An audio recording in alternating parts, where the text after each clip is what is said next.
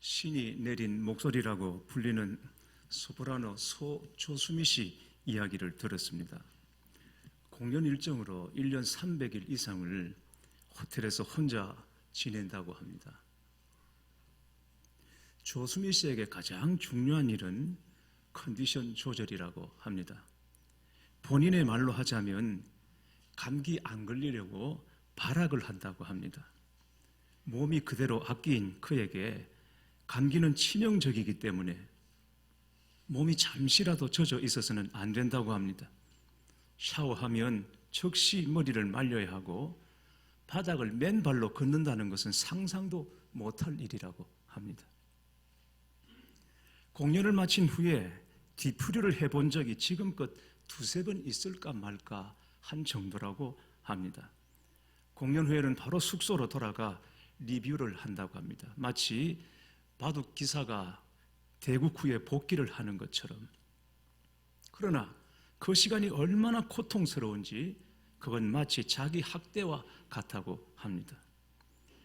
조수미 씨에게 물었습니다.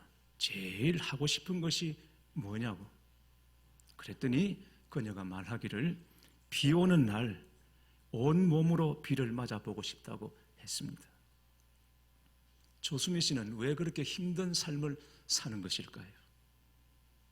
그러나 누구에게나 현실은 다 어렵고 힘든 것입니다. 그런데 중요한 것은 지금 나의 현실이 어떠하냐 보다 여기서 나를 향한 하나님의 계획이 어떠하냐가 더 중요한 것입니다. 많은 성도님들이 연단 받는 것을 보았고 또 보고 있습니다. 하나님은 응답하지 않는 것 같고 문제는 점점 어려워집니다. 거기서 고독과 두려움과 염려와 낙심이 있습니다. 그러나 한 가지, 하나님은 사랑하는 자녀에게 아무런 까닭 없이 연단을 주시지는 않는다는 것입니다. 우리나라 국가대표 선수들이 모여있는 태릉 선수촌에 가면 한겨울에도 선수들이 피지땀을 흘리며 훈련을 하고 있습니다. 얼마나 고생들을 하는지 모릅니다. 매일 아침 6시면 전원 기상해서 가볍게 몸을 풀고 운동장을 뛰어야 합니다. 모든 종목의 선수들이 똑같이 하는 일입니다. 어떤 날은 몸이 물먹은 솜처럼 무거운 날도 있고 감정이 무너져서 손가락 하나 꼼짝하고 싶지 않은 날도 있습니다. 그래도 무조건 일어나 뛰어야 합니다. 내일은 좀 늦잠을 자고 여유 있게 사우나하고 모이자, 그런 날은 없습니다. 리듬 체조 선수들이 체중 조절하느라고 사과 하나를 넷으로 쪼개서 한쪽만 먹는 것을 보았습니다. 그 어린 소녀들의 소원이 사과 하나를 통째로 먹는 것이라고 했습니다. 정말 애처로울 정도로 심한 훈련을 합니다. 그러나 그들이 불쌍합니까? 차원이 다르지 않습니까? 싫으면 언제든지 나올 수 있습니다. 올림픽의 영광을 포기하면 됩니다. 그러니 그들의 훈련은 소망이 있는 고난입니다. 이런 고난은 곧 축복인 것입니다. 사무엘상 21장부터 30장까지는 다윗이 처한 연단의 과정을 보여주고 있습니다. 그 세월이 10년입니다. 다윗에게는 어둠과 같은 밤의 기간입니다. 하나님으로부터 이스라엘 왕으로 기름 부음을 받았지만 다윗의 현실은 사냥개에게 쫓기는 짐승처럼 인생 밑바닥 신세로 전락하고 말았습니다. 그러나 이 기간이 다윗으로서는 왕으로 훈련받고 성장하는 기간이었던 것입니다. 다윗은 사울 왕의 질투와 시기로 인하여 쫓기고 쫓기다가 점점 지쳐가고 있습니다. 계속 하나님께 기도만 하고 순종하며 기다리는 것도 한계가 있지 않겠습니까? 그래서인지 다윗은 감정적이고 즉흥적인 태도를 보이기도 합니다. 사무엘상 25장을 보면 나발이라고 하는 한 유대인 졸부를 죽일 뻔한 실수를 저지릅니다. 나발이라는 사람이 목축을 해서 큰 부자가 된 사람인데 다윗과 부하들이 이방인의 침입과 도적대의 약탈로부터 나발의 재산을 지켜주었습니다. 물론 나발이 요청한 것은 아니었습니다. 그러나 자원해서 나발의 재산을 지켜주었습니다. 그런 연유로 다윗이 부하들을 나발에게 보내서 양식을 좀 달라고 구합니다. 그러자 나발이 다윗이 대체 누구냐? 요즘 주인에게서 도망친 종놈이 있다더니 그놈이 다윗이냐? 내가 어떻게 근본도 모르는 놈에게 양식을 주겠냐고 조롱을 합니다. 사울 왕에게 쫓기는 다윗의 신세를 비꼰 것입니다. 참기 힘든 모욕이었습니다. 다윗이 격분하여 당장 나발을 죽이겠다고 군사를 일으키려고 합니다. 사람에게 쫓기다 보니까, 이 사람이 쫓기다 보니까 감정을 주체하지 못한 것입니다. 바로 그 순간 나발의 아내 아비가일이 참 지혜로운 여인인데 이 아비가일이 나서서 다윗의 마음을 진정시킵니다. 원수는 오직 하나님만이 갚으십니다. 하나님은 당신이 누구인지 알고 하나님 앞에서 당신 자신이 누구인지 알게 하시려고 당신을 광야에 두셨습니다.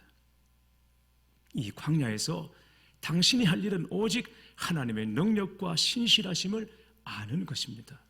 어리석은 남편 나발 때문에 당신도 어리석은 자가 되려 하십니까? 그리고는 다윗의 마음을 가라앉힙니다. 그렇게 함으로 간신히 마음을 진정시키죠. 하마터면 살인자가 될 뻔했습니다. 그리고 지난주에 보았던 것처럼 사울을 피하겠다고 블레셋으로 도망가는 실수도 저지릅니다. 2번입니다. 2번째 블레셋에 들어갔다가 자기 백성을 상대로 전쟁을 해야 되는 기가 막힌 위기도 만납니다. 하나님의 은혜로 이 위기를 벗어납니다만 문제는 거기서 끝나지 않습니다. 다윗과 부하들이 자리를 비운 사이에 아말렉이 쳐들어와서 처자들을 다 붙잡아가는 위기도 만나게 됩니다. 그러자 지금껏 다윗을 따르던 부하절마들도 돌을 들어 다윗을 치려고 했습니다. 절체절명의 순간을 만난 것입니다. 아직 소년이면서도 물맷돌 하나로 골리앗을 꺾은 신화적인 존재로만 생각했던 다윗의 모습이 많이 바뀌고 있습니다. 그동안 다윗은 많이 흔들리고 있었던 것입니다. 자기가 잘난 줄로만 아는 사람은 하나님께서 쓰실 수 없습니다. 승승장구 승리만 했으면 좋겠지만 그런 사람은 오히려 하나님 앞에서는 자격이 없는 자입니다. 자신이 얼마나 약한 줄 아느냐에 따라 하나님이 그를 들어 쓰시기도 하고 기다리게도 하시는 것입니다. 다윗은 일련의 사건들을 통해서 자신의 약함을 철저하게 깨닫습니다. 용광로에 들어간 쇠처럼 녹아버립니다. 이 말은 이제야말로 진정으로 이스라엘 왕이 될 자격을 갖추게 되었다는 말이 됩니다.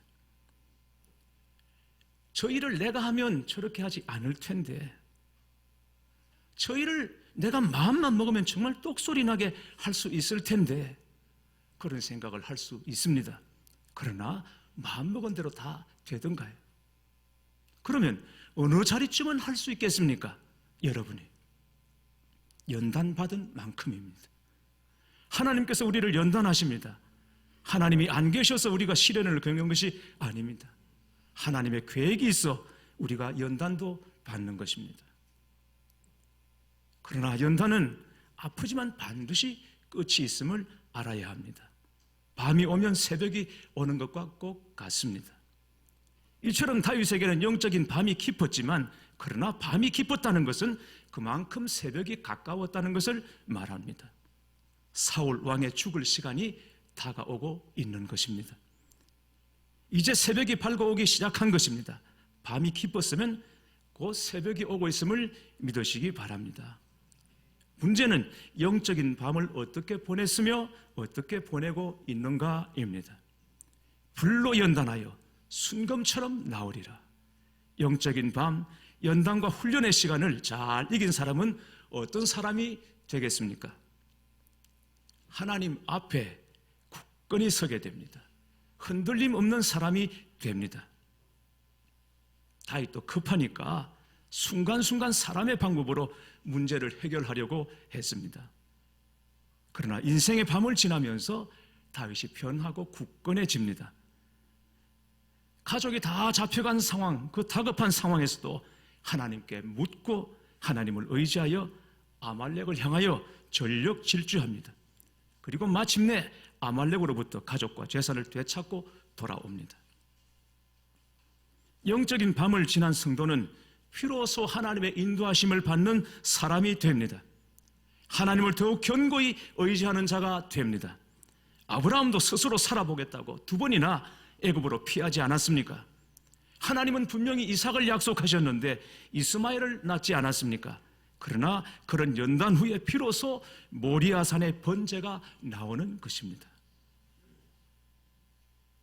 차를 몰고 가는데 앞에 가는 차가 되게 답답하게 운전을 하는 겁니다. 가까이 차를 붙여보았더니 초보 운전이었습니다. 뒤 유리창에 이렇게 붙여놓았습니다. 4시간째 직진 중입니다. 알아서 피해 가세요. 또 이렇게 붙여놓은 차도 보았습니다. 차 안에 아기가 타고 있어요. 운전자도 어제 막 태어났어요. 처음 운전을 하다 보면 잦은 사고를 일으키지 않습니까? 가벼운 접촉사고부터 시작해서. 그러나 그 과정을 거치면 어느덧 능숙한 운전자가 되어 있지 않습니까? 믿음으로 사는 삶에도 운전처럼 초보 시절이 있습니다. 연단의 시기가 있습니다. 연단이 없는 사람은 조금 반짝하다가 곧 쓰러지고 맙니다. 그러나 연단을 통하여 강해진 사람은 쉽게 쓰러지지 않는 것입니다. 연단을 잘 이긴 사람은 진짜 하나님의 은혜를 아는 사람이 됩니다. 아말렉을 추격하는 길에 나고자 200명이 생겼습니다. 다윗에게 속한 사람이 600명인데 200명이면 3분의 1입니다. 이들은 산전수전을 다 겪은 용사들입니다. 그리고 이때 상황이 처자를 잃고 뒤쫓아가는 상황임을 감안할 때 어지간해서는 나고자가 나올 수가 없는 것입니다. 그들은 죽을 힘을 다해서 아말렉을 쫓아갔습니다. 그러나 더 이상 몸이 말을 듣지 않습니다. 몸이 허락하지 않습니다. 그래서 잔류자가 200명이 나왔습니다. 그러나 이 200명의 잔류자를 보는 나머지 400명 군사들의 마음이 어땠을지를 여러분 한번 상상해 보십시오. 그들 마음에 어떤 동요가 일어났겠습니까? 한 사람이 아쉬운 판에 3분의 1이 떨어져 나갔으니 그 마음이 어떠했겠습니까? 사도 바울이 1차 전도 여행을 갈 때 바나바와 바나바의 생질 마가를 데리고 갑니다. 출발할 때는 잘 출발했습니다. 은혜롭게 호기롭게 잘 출발했습니다. 그런데 전도 여행 중에 마가가 힘들다고 다시 돌아가 버렸습니다. 선교를 포기하고 다시 가버렸습니다. 이 일로 사도 바울이 분개해서 바나바와 갈라섰고 마가를 사람으로도 안 봅니다. 물론 마지막에 가면 디모데후서 4장에 가면 마가를 그리워하고 다시 보고 싶다고 그는 나에게 유익한 자라고 말을 하긴 하지만 그때 그 돌아서버린 마가에 대한 배신감 상처가 얼마나 컸던지 다시는 보지 않으려고 했던 시간들이 있었습니다. 200명의 나고자는 다윗으로서는 또 한 번 휘청하는 순간이었습니다. 그러나 결국 하나님의 은혜로 아말렉을 추격하여 잃었던 처자를 다시 되찾고 많은 전리품까지 챙겨서 돌아옵니다. 돌아올 때 나고자 200명이 마중을 나왔습니다. 그때 끝까지 쫓았던 400명 부하들 중에서 성질이 좀 거칠고 성격이 포악한 사람들이 있었던 것 같습니다. 이 사람들이 말합니다. 잔류자들에게는 전리품을 줄 수 없다. 처자들이나 주어서 돌아가게 하자고. 우리가 목숨 걸고 싸워서 얻은 이 전리품을 저들에게는 줄 수 없다고. 생명이 위태할 때 힘들다고 뒤로 빠진 자들에 대한 배신감이 그렇게 컸던 것입니다. 여기에 다윗이 어떻게 반응합니까? 23절 말씀을 보겠습니다. 23절 다윗이 이르되 나의 형제들아, 여호와께서 우리를 보호하시고 우리를 지켜 온 군대를 우리 손에 넘기셨은즉 그가 우리에게 주신 것을 너희가 이같이 못하리라. 우리가 아말렉과 싸움에서 승리할 수 있었던 것은 우리 400명의 전술과 전략이 뛰어나기 때문이 아니라 하나님께서 아말렉을 우리 손에 넘겨주셨기 때문입니다. 그러니 하나님이 선물로 주신 이 전리품도 모두 함께 나누는 것이 합당하지 아니하냐, 이런 말인 것입니다. 다윗은 아말렉과의 싸움에서 승리한 것을 절대 조금이라도 자기들의 것이라고 말할 수가 없었습니다. 하나님의 은혜, 오직 그 한마디였습니다. 나 같은 죄인을 하나님께서 긍휼히 여기시고 은혜 주셨다는 것입니다. 그래서 다윗은 나고자들의 그들의 약함도 다 받아주었습니다. 그 200명의 나고자들을 대등하게 대했습니다. 연단을 통하여 은혜의 눈이 열렸기 때문인 것입니다. 뿐만 아니라 다윗은 아말렉과의 싸움에서 얻은 전리품들을 온 유다 장로들과 여러 지역으로 다 분배해 내보냅니다. 자신이 비록 블레셋 땅에 피신해 있지만 동족을 변함없이 사랑하고 있다는 거 알리고 싶었고, 그리고 하나님께서 주신 큰 은혜를 나누고 싶었기 때문입니다. 20절에 보면 사람들이 아말렉과의 싸움에서 얻은 전리품을 다윗의 전리품이라고 했지만 다윗은 26절에 여호와의 원수에게서 탈취한 것이라고 오직 하나님이 은혜로 주신 것을 강조하고 있습니다. 결국 이로 인하여 유다 사람들의 내리에 다윗이라는 존재가 다시 한번 각인되고 훗날 정식으로 왕위에 오를 지지 기반을 든든히 구축하게 되는 것입니다. 다윗의 승리는 많은 이들에게 기쁨이 되었고 즐거움이 되었습니다. 이것이 다윗이 더 큰 왕이 되기 위한 기초였고 원인이었고 그리고 이유가 되는 것입니다. 한마디로 주위 사람들에게 은혜가 되는 존재로 연단을 통하여 거듭나게 된 것입니다. 하나님이 가장 잘하시는 것이 무엇입니까? 은혜 베푸시는 것입니다. 하나님은 은혜 베푸시는 것을 가장 잘하십니다. 은혜 베푸실 때 받을 만한 사람뿐 아니라 받을 만한 자격이 없는 자에게도 하나님은 은혜를 베풀어 주십니다. 만약에 여러분 가정에 택배가 왔는데 열어보니까 잘못 배달이 된 겁니다. 그럼 여러분은 그 택배를 어떻게 하겠습니까? 그냥 입을 닦아버리겠습니까? 연락을 해서 택배가 잘못 배달됐다고 말하지 않겠습니까? 그런데 택배회사에서 말하기를 그냥 쓰시라고 그렇게 말하면 여러분 그건 진짜 은혜 아니겠습니까? 하나님께서 우리에게 주시는 은혜가 꼭 같습니다. 사실은 하나님의 은혜가 나에게는 잘못 배달된 겁니다. 나는 그 받을 자격이 없습니다. 내가 감당할 수 없는 것입니다. 그래서 나는 이 은혜 받을 수가 없어요. 잘못 배달된 것 같아요. 그냥 쓰라, 받으라. 이게 하나님의 특기입니다. 잘못 배달됐다고 그걸 회수해 가지 않으시고 그냥 네 거다, 잘 갔다라고 말하시는 거예요. 이게 바로 하나님의 은혜, 하나님의 가장 잘하시는 주특기인 것입니다.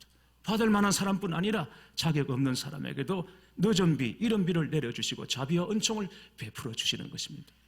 그렇기 때문에 신앙생활은 뭡니까? 과분한 은혜를 받았고 과분한 직분을 받았고 감당하다가 과분한 소망 가운데 주님을 만나게 되는 것, 이게 바로 우리 신앙의 여정인 줄 믿습니다. 실패가 자랑은 아니죠. 하나님의 복도 아닙니다. 그러나 그 시련을 믿음으로 잘 이겨내면 자신뿐 아니라 많은 사람들에게 하나님의 은혜를 나누는 도구요 통로로 쓰임받게 되는 것입니다. 놀랍지 않습니까? 연단과 훈련의 밤을 여러분이 지내고 있습니까?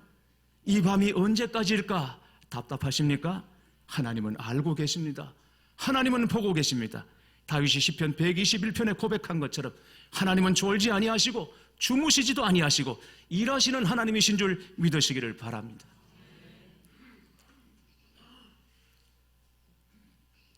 나치 독일 치아 죽음의 수용소에서 살아남은 화란의 코리 텐붐 여사, 여러분 잘 아실 것입니다. 코리 할머니가 그의 수기에 이런 말을 썼습니다. 기차가 터널 속으로 들어가 어두워졌다고 해서 당신은 기차표를 찢어버리거나 기차에서 뛰어내리지는 않겠죠. 조용히 앉아 기관사를 믿고 있는 것이 최선책일 것입니다. 그렇습니다. 기차가 터널로 들어가면 어둡고 답답합니다. 그러나 터널은 잠시일 뿐입니다. 터널은 반드시 통과하게끔 되어 있습니다. 인생의 터널을 지날 때 승리하는 방법이 무엇입니까? 침착하게 잠잠히 하나님을 의지하고 하나님을 바라고 하나님을 기다리는 것입니다. 우리 성도님들 신방을 가면 제일 은혜가 많은 신방이 어디인지 아십니까? 언제인지 아십니까? 병원 신방, 환우 신방입니다. 제일 은혜가 많습니다. 왜 그렇겠습니까? 밤에 하나님의 은혜를 알았기 때문입니다. 살아가다가 어려운 일을 만나고 힘든 일을 만나도 그때도 순간순간 깨닫는 은혜가 있고 때때로 깨닫는 감동이 있지 않습니까? 이게 무슨 일입니까? 하나님께서 우리를 두드리는 노크 소리인 것입니다. 내가 옆에 있다. 내가 알고 있다. 내가 보고 있다. 내가 너와 함께한다. 실망하지 말라고, 좌절하지 말라고, 포기하지 말라고, 낙심하지 말라고 하나님께서 우리 옆에서 두드리는 소리가 때때로 어려운 중에도 고난 중에도 우리가 깨닫는 은혜요 감동인 것입니다. 어두운 밤에 주님께서는 멀리 계시지 않고 바로 우리 옆에서 우리 마음이 낙심할까 봐, 주저앉을까 봐, 포기해버릴까 봐 때때로 문을 두드립니다. 나 옆에 있다. 내가 옆에 있다. 너와 함께한다. 너를 보고 있다. 하나님께서 우리 마음의 눈을 두드리고 계시는 것입니다. 우리에게 연단이 있다는 것은 하나님께서 결코 우리를 포기하지 않고 계시다는 증거인 것입니다. 연단 중에 믿음으로 더욱더 굳건해지시고 연단 중에 하나님의 은혜로 더욱더 충만한 여러분이 되시기를 주님의 이름으로 축원합니다.